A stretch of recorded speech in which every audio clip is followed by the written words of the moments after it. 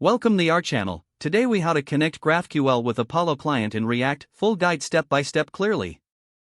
To connect GraphQL with Apollo client in React, start by creating a new React application.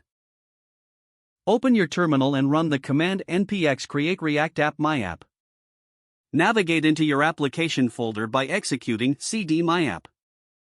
Next, install Apollo client in GraphQL by running npm install at apollo/client GraphQL. Once installed, create a new file called apolloprovider.js in the src folder.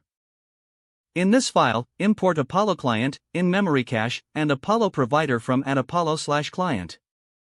Instantiate a new Apollo client with a URI pointing to your GraphQL server and an in-memory cache. Set the URI by using https://example.com/GraphQL , adjusting it to your server's URL. Wrap your application's main component with the Apollo provider component. Pass the client instance as a prop to the Apollo provider. Now, open your main component, typically app.js. Import the Apollo provider from the apolloprovider.js file. Replace the default export with an Apollo-enabled React app. You can now create a new component where you'll run your GraphQL queries. In this new component, import the useQuery hook from @apollo/client. Define your GraphQL query using the GQL tag template literal. Use the useQuery hook, passing your defined query as an argument. Handle loading and error states by checking the returned loading and error values. When data is available, display it in your component. Adjust styling and structure to suit your application's design. Optionally, to manage mutations, use the useMutation hook following a similar process.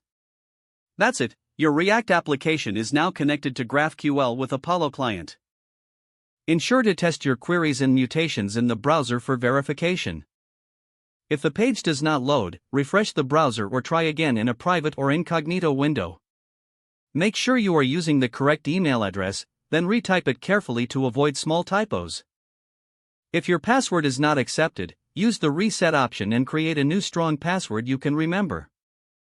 Check your spam folder for verification or security emails, then complete any requested confirmation steps.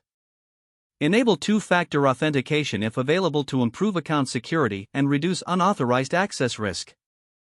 Don't forget to like this video and subscribe to our channel for more step-by-step tech guides.